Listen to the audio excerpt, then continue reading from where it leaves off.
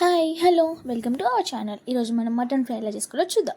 ముందుగా ఒక half kilo mutton తీసుకొని అది కుక్కర్లో వేసుకోవాలి. తర్వాత అందులో ఒక హాఫ్ టేబుల్ స్పూన్ పసుపు, హాఫ్ టేబుల్ స్పూన్ ఉప్పు, 1 టేబుల్ స్పూన్ కారం, half tablespoon ginger garlic paste, 2 పచ్చిమిర్చి, కొంచెం కరివేపాకు, కొంచెం 3 tablespoon oil, 2 tablespoon పెరుగు వేసుకొని మొత్తం కలుపుకోవాలి. అలా కలిపిన తర్వాత దాంట్లో ముక్కలు మొత్తం మునిగే అన్ని వాటర్ పోసుకొని ఒక 6 or 7 విజిల్స్ రాని. నెక్స్ట్ ఒక 2 ఆనియన్స్, 2 చిల్లీస్ కట్ చేసుకొని పక్కన పెట్టుకోవాలి.